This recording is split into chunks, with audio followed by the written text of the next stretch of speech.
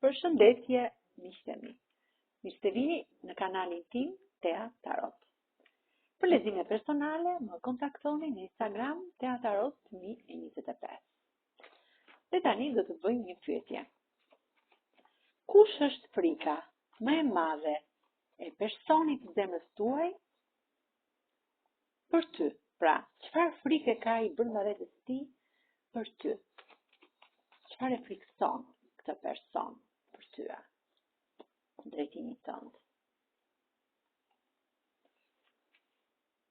Ky është një person shumë pozitiv. Me ty, ky ka gjetur paqen e munguar në jetën e tij, qetësinë shpirtërore. Por juve keni pësuar një ndarje, jeni lënduar. Njëri nga ju të dy është lënduar në këtë histori. Dhe kush është frika e këtij personi në drejtimin tuaj? Ky është pak i menduar, i orientuar për këtë histori.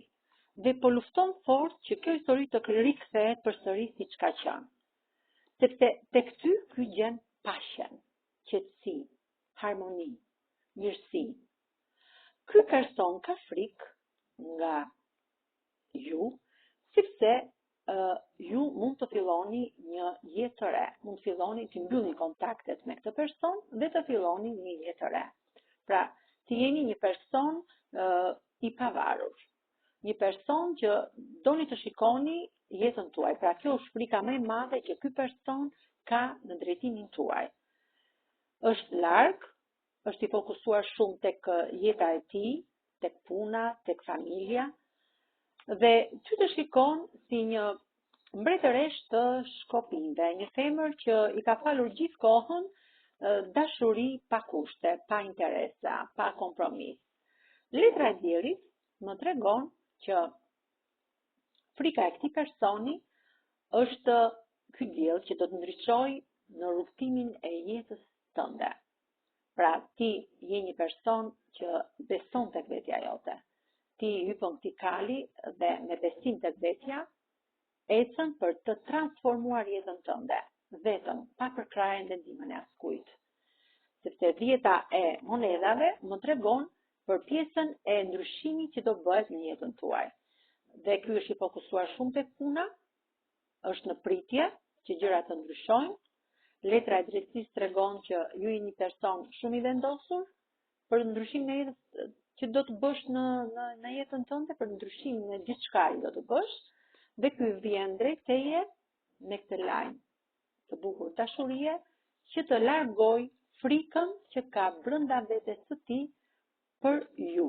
Sepse frika e tij e madhe është mbyllja e kontaktit dhe ndërtimi i një jete të re në jetën tuaj.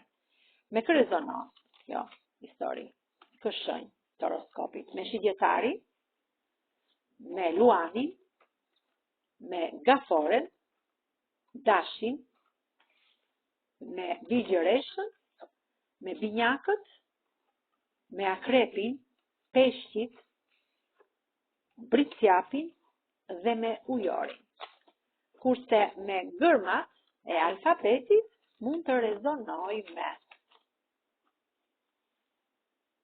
N, G, me gërmën Y, Q, Një, me gërmën Z, Q, H, E, O, me gërmën V, D, me gërmën D, B, L, dhe me gërmën A. Faleminderit shumë, miqtë e mi. Mos harroni të më bëni subscribe në kanalin tim Tea Tarot.